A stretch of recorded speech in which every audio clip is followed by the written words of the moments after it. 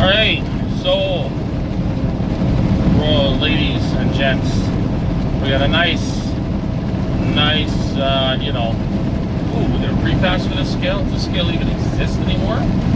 I was under the impression it did not. Place will find out here in a minute. My pre-pass says, go the fuck around, so that's what I'm going to do. Oh man, I forgot this is a legitimate scale here, where the other scales are not so legitimate. But that's cool, pre-passes go away. It is raining here in the desert. I just polished off a reset in Vegas. I didn't really do anything cool, so I didn't really film it. I went, I'm not interested in gambling or casinos or anything. I went to, I don't know if anybody ever watches this, is into haunted stuff. I went to Zach Baggins Ghost Museum, which was kind of neat, but they don't allow photography or video inside the museum, so again, it's not like I can record anything from there. Otherwise, I basically sat around, played video games, and, picked my belly button lid for a while. That was the extent of my day. I delivered, did my reset, and now I gotta just basically stroke it the same way back home, all the way into St. Louis. Obviously, that's not gonna happen today or tomorrow. And as long as the weather improves, because apparently the entire east side of the United States is a fucking shithole right now, I will likely get to St. Louis Saturday morning, wash the trailer out, get this far right lane. This guy's probably going to sit in the middle because he's a ding-dong. I shouldn't be in the left lane, so we're going to go in the far right lane and pass him on the right like a ding-dong. But hey, if you want to drive in the middle lane at 55 in a 65 zone, guess what happens? You get passed and you look like a mongoloid. Where was I here? So I gotta go to East St. Louis. There's a tank wash there, get the trailer washed out. Probably then just boogie up to Quincy, Illinois, get a load of canola oil to come back into Canada with, and I will very likely just park the, park the truck or park the trailer, I should say, at one of our, we have heaters at a couple of different yards that we have both own and kind of rent space off of, and they just pump warm coolant through the trailer, which keeps it warm, and go figure. And oh, this is gonna suck. This guy went around me because I dropped down to slightly less than 65. He doesn't. I've noticed this on at least on this stretch of 93, which is south of Vegas. It goes between Kingman and Las Vegas, which is where the Hoover Dam and everything is. A lot of people seem to really like driving in the left lane through this stretch of road. I noticed like a significant amount of the trucks,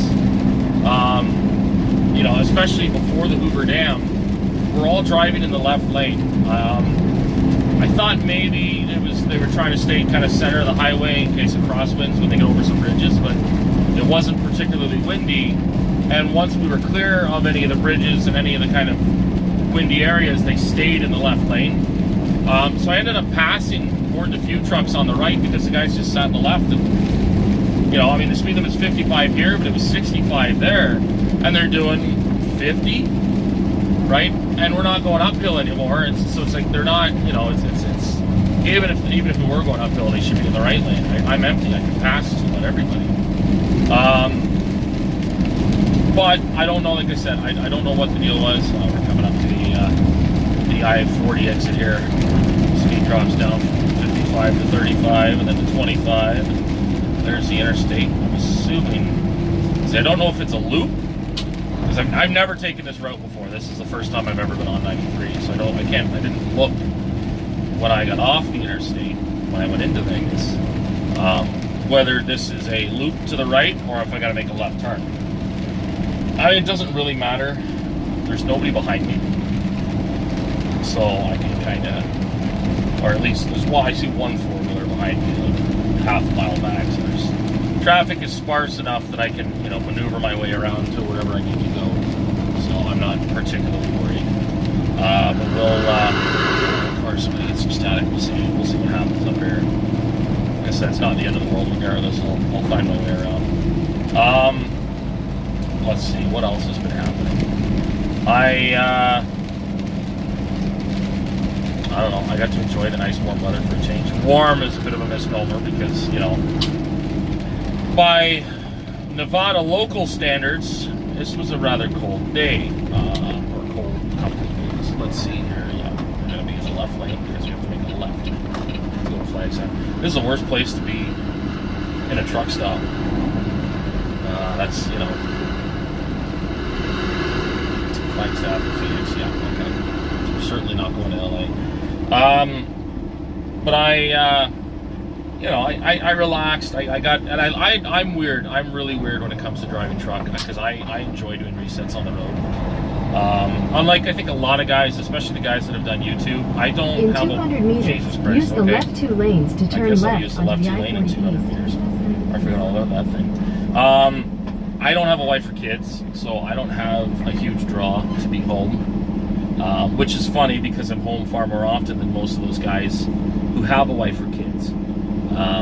But I've always loved coming down to the Southwest. You know, it's a completely different topography, well, a different biome altogether from where I'm from. And most of the eastern United States kind of looks the same, right? There's some hills, there's some bigger hills, and it's all trees and houses. And unless you get, say, right on the Atlantic Ocean or down south into, say, Florida, you're always kind of in similar looking scenery, right? And then you start going out into the Midwest, well, the Midwest, like into, I guess it's still technically the Midwest, right? You're down into Illinois, well, Missouri, Oklahoma's where it starts getting different because it starts getting flat. And then Texas, New Mexico, Arizona, right? We're coming into the desert, which again, even though it is pouring down bloody rain, I'm sure they need it out here. It's still desert, right? It's still a desert biome, even if it's more of a temperate desert than, say, Death Valley or anything. And I've been through Death Valley, and it's really cool. I don't know why. I've always liked, I like the desert. Like I said, I don't know if it's because it's different, very different from my biome that I live in, or whether it's just, you know, I like going through here on a horse with no name. You know, it's difficult for me to pin down exactly what I like about coming out here. Could be the high speed limits, could be the wide open spaces with lots of, usually anyways, when it's sunny, lots of visibility. Could be, you know, the people, the fact that there's far less traffic. I mean, this is, as best as I can tell, this is basically rush hour, and this is pretty tame by all other standards. This ought to be good. Guy got to the end of the ramp and then decided he was going to stop, and now he needs to get going. I'm assuming that's why his left blinker's on and it's not an attempt at 4-ways. He's stopped, so I don't know what he's doing. Maybe he's just dumb. So I'll kind of miss being coming out here, and I've already kind of put a bug in the ear of my dispatch and said, hey, you know, if you got more of these loads, oh, why did I do that? Got more, you know, if you got more of these loads coming out and nobody wants to do them, you just sign me up by default because, you know, they are A-okay in my book. You know, I've always loved, like I said, I loved the work I did last year. Even though it was reefer work, and typically reefer work, I don't like it, but I love the drives. I love going out to the West Coast. I love seeing, you know, all of this. I love that. Generally speaking, at least outside of the major cities, traffic is actually a lot friendlier. You know, I get more out here, like the pickup I just went around, he dipped his headlights to let me know I could move back in. Like, you typically don't see people driving cars using any sort of trucker communication, even guys that drive trucks themselves, because everybody, you know, when they get in their cars, they're kind of in their own little world, so they don't really pay attention to, you know, what truckers are doing or anything like that. And that's where, you know, you still get a lot of guys that they'll do 60 and you know, you finally start going around them and they see you in their mirror and they're like, oh crap, I've started to slow down, so they speed up and kind of leave you in the left lane there. That still happens a fair bit, but it seems like it's a bit less common. The exception being cities. Like I started this morning in North Las Vegas. I went 11 miles north on I-15 to go to the Loves just to top off on fuel, grab a coffee and some stuff, and then headed back south. And I came up on a little straight truck that was doing, what was he at here? I was in the right lane, he was in the right lane. He was doing probably 55, and the speed limit's 65, so I'm doing 65. I come up on him, I go into the middle lane, and he puts his blinker on and goes in the middle lane. I'm like, what the fuck? So I go back to the right, he goes back to the right. I'm like, really? Like, this guy has no idea who I am. I've not seen him before, and as I'm coming around him, he's decided, I'm gonna fuck with this guy, right? I eventually passed him in the far left, blasted my horn and given him the finger, and he's just yelling at me out of his window. And, you know, you're sitting there like, one of those things where you're almost like the kid that just got bullied by the, you know, the high school bully, just because you're like, what did I even do to you? Right? I'm sitting there like, I did not see this vehicle earlier, right? He was ahead of me, I came up on him, and I'm saying, dude, having a bad day. He said, fuck this, I'm sick of getting passed, I'm gonna get this guy. These are really nice roads. But he decided that he was going to play fucking games. You know, he stopped short of actually trying to run me off the road, because he did eventually let me get by him, which, you know, is maybe dumb on his part when you start down that path, because if I had been that kind of person, you know, I was strongly tempted to just drive into the side of his truck and push him off the road, because he's either going to get hit, which is still going to end up with the same result, or he's going to move to the right. But again, I consider myself a fairly responsible driver, and while I can get pretty wound up at some of the behavior that people display, I typically, again, try to reel it back in before I snap and try to run somebody over or something stupid like that. I mean, I've had a few instances where I finally not snapped and tried to run somebody over, but like actually maybe done something I shouldn't have done to prove a point. I was in Canada, I was in the city of Kingston, Ontario. And the major interstate that goes through Kingston is 3 lanes wide, where most of it on either side of the town is 2 lanes wide. So I'm in the far right lane, putting along, and I see the sign, 500 meters, which for Americans, well, you're half a kilometer, so you're about, I want to say it's a little over a quarter mile. The right lane ends. So I put my left blinker on. As I do that, a guy comes out and just honks on it. So he's already come out and he's already come next to me, so I can't move over. And he begins just passing away, and I inevitably run out of lane. And now he's next to me and I'm on the shoulder. And I'm blaring my horn at him, I'm yelling at him, and he just stares straight ahead, wouldn't look at me. So I said, fuck this. And I knew I was going to eventually get hurt if I stayed on the shoulder. I slowed down, I got behind him, I got around him, I got next to him, and made sure that he looked over at me, giving him the finger and blaring my horn, and then I just drove into the side of his truck. I didn't hit him. He had the sense of mind to move, and I pushed him on the shoulder.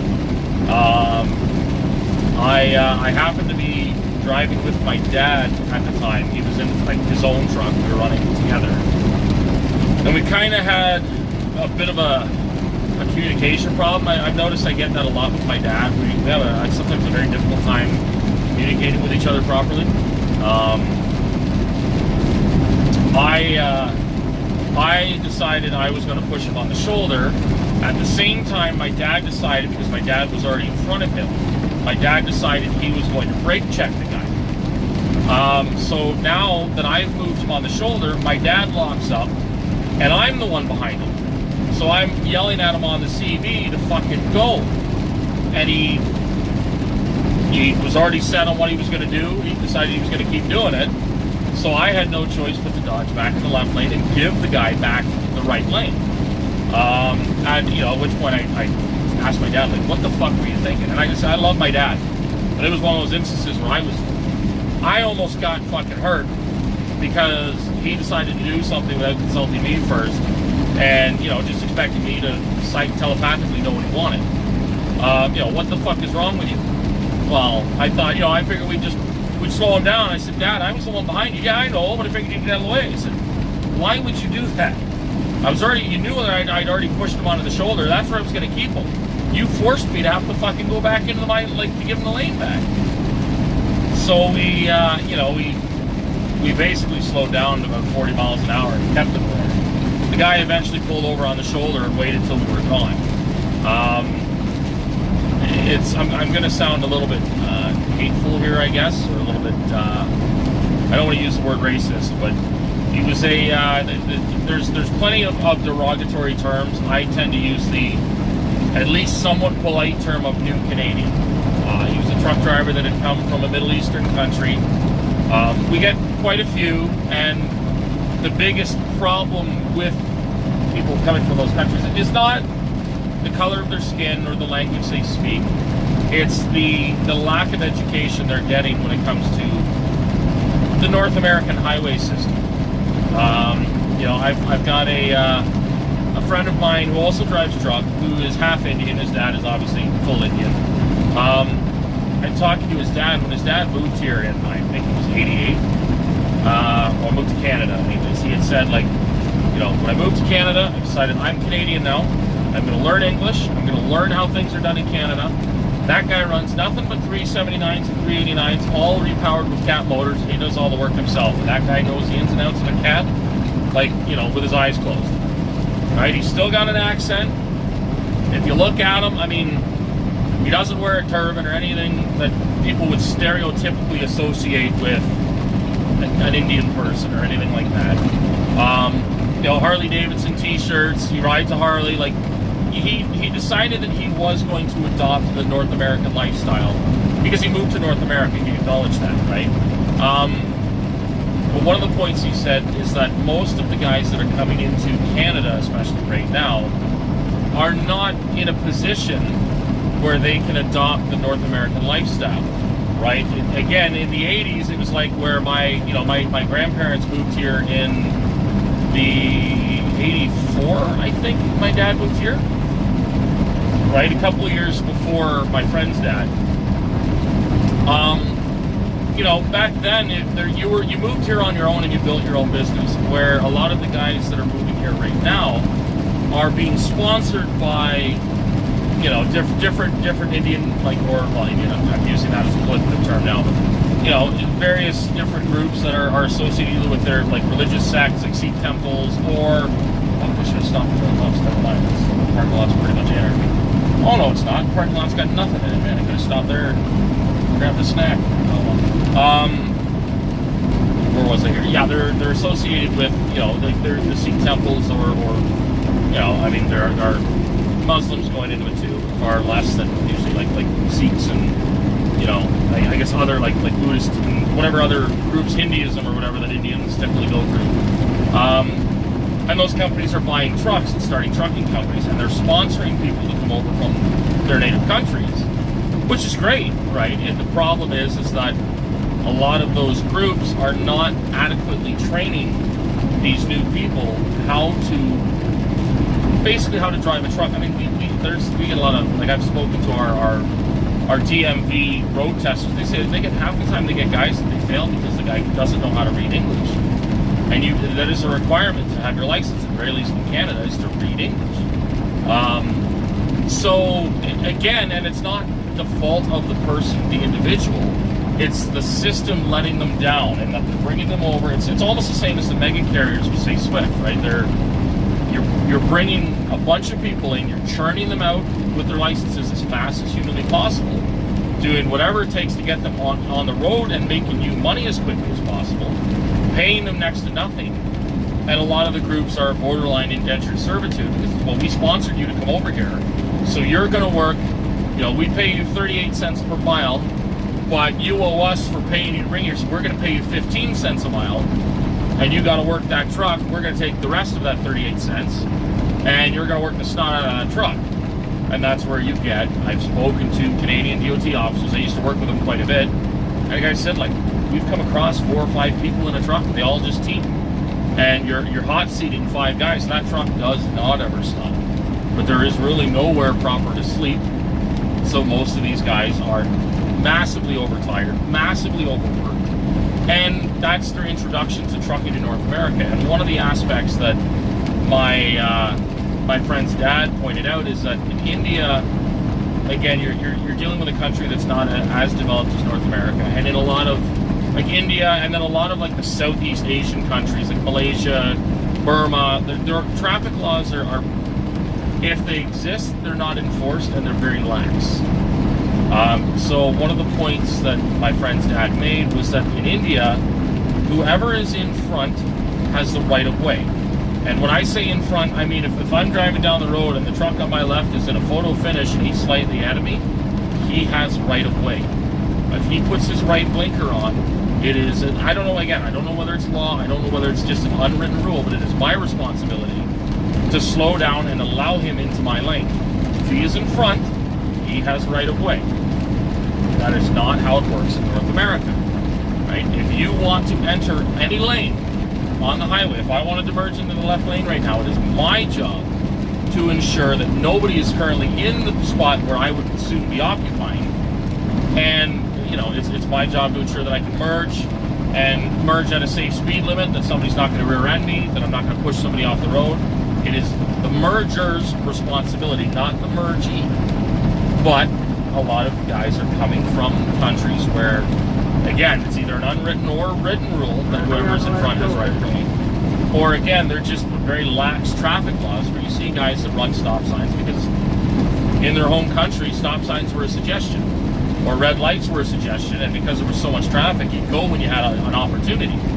And again, that's not that individual is a bad person or is an idiot, or it's just, you know, it'd be no different than if any of us, and again, we're going to assume that 90% of my viewership is going to be North American. You know, if any of us were to go to Russia or to go to Burma and drive, you would be eaten alive because you have no idea what the traffic laws are like. So you're going to default to what you do know in your home country, and that could be completely wrong. That won't get you what you need or get you where you need to go in that country because the traffic laws are different, right? And I'm not just talking something like, say, going to England with the steering wheel's on the opposite side of the road, because there are far more unique things, and that Burma is a very good example. Burma used to drive on the right side of the road with left-hand drive vehicles, like we do in North America.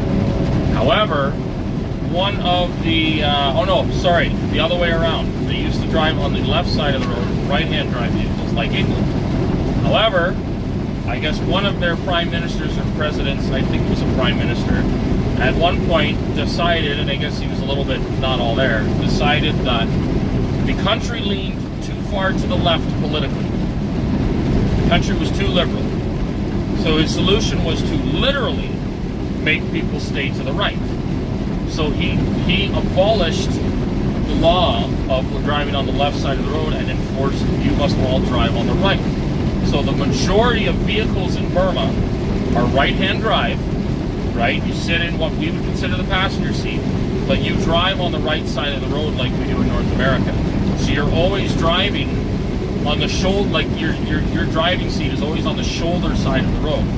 So it's borderline impossible to pass anybody because you can't see around the guy in front of you and see what's coming at you. But again, you're in an area where traffic is so dense and traffic rules are so lax that everybody's still trying. The only vehicles that are really okay to go through there are motorcycles.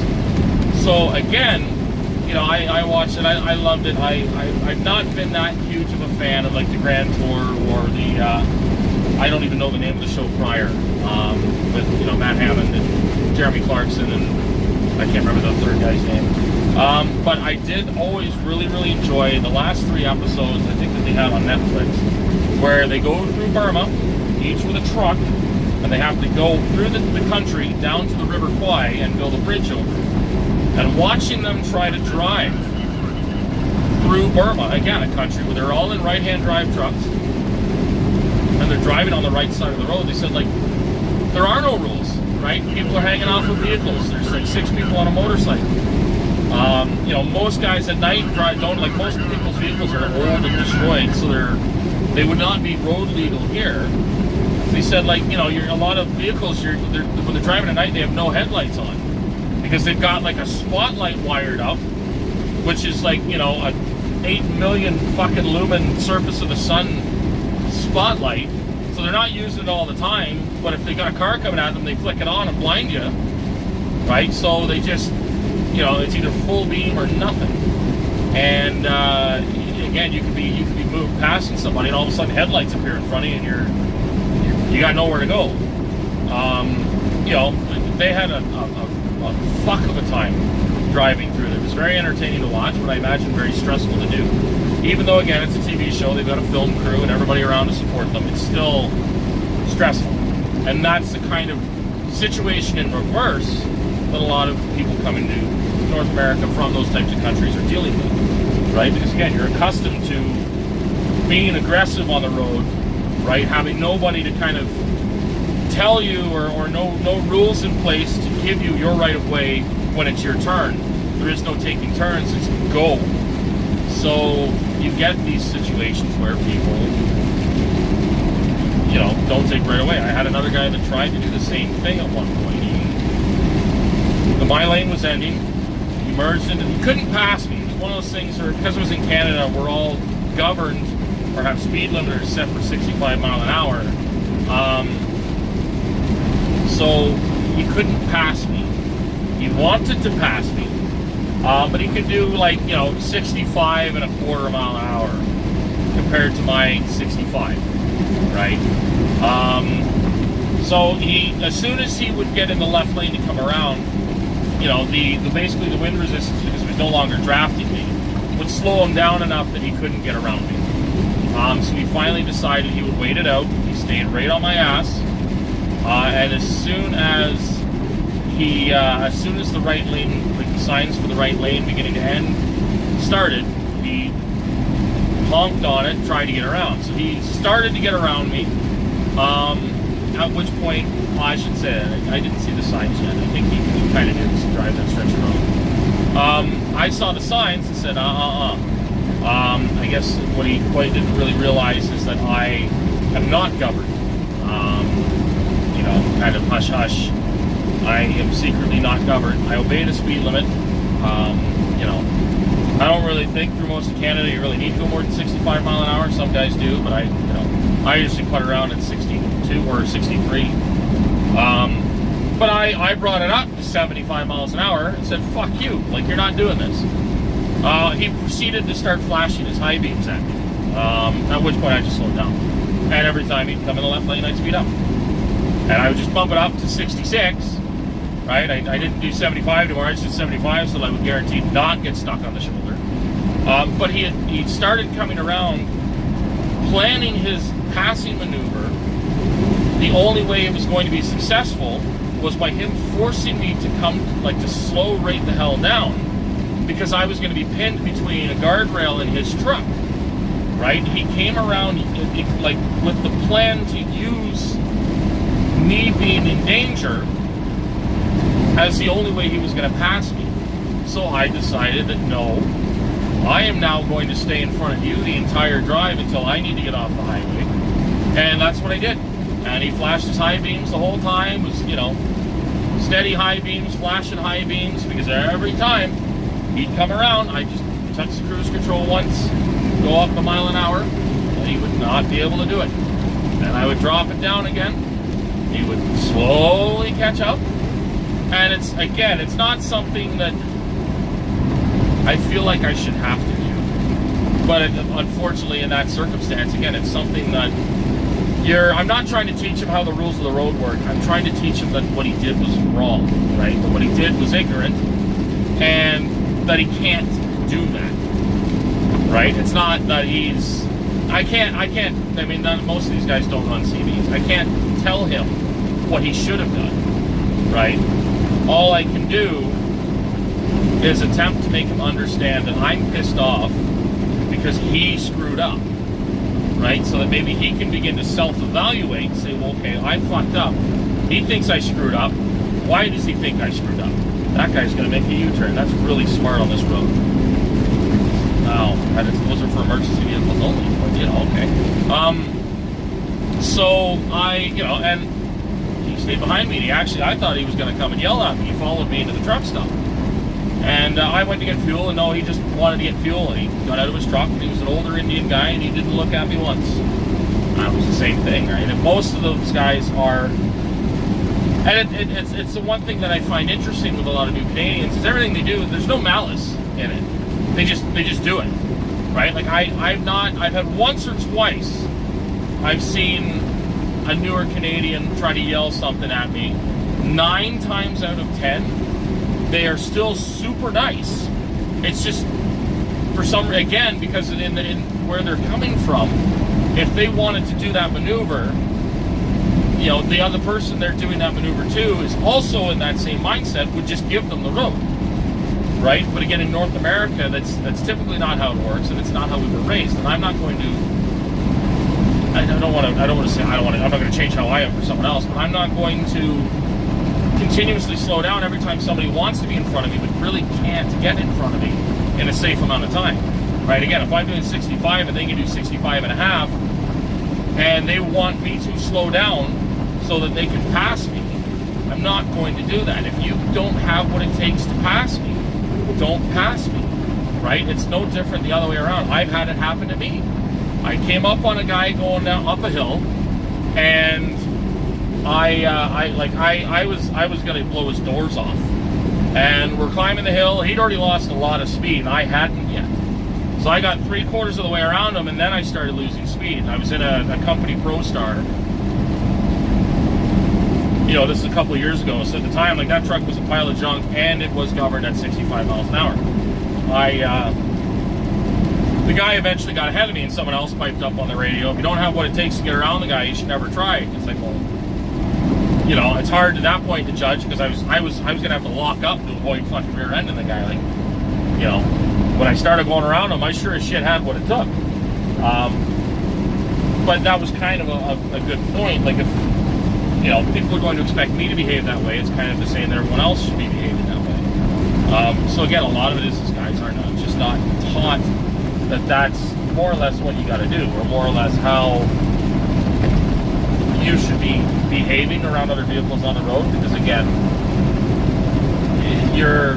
there's no malice behind what a lot of those guys are doing, right? It's just they're trying to tell me to get out of their way, or tell me to slow down and let them by. But, you know, on the flip side, again, none of them are ever as rude as some of the nasty, I don't want to say white guys, but nasty, like, you know, born in America type people. The way some of those guys behave are fucking brutal. But, you know, it can be very frustrating to deal with. Beyond that, we can try to avoid doing anything aggressive. You know, I've had one guy that, when I first started driving, he started brake checking me. I just waved at him and pointed to my dash cam, and he took off. The guy was trying to merge onto the interstate. I had traffic. There was a 2-lane stretch road like this, and I had traffic like a line of cars on my left. The guy came down the ramp and sat right next to my passenger side door. He was in an SUV. He wouldn't speed up. He wouldn't slow down. He sat there. He looked at me and just sat there and stared at me. And again, he was expecting me to slow down for him. I didn't. So it was I-94 in Michigan, and it was a stretch where the bridges, the overpasses, the support struts jut out onto the shoulder.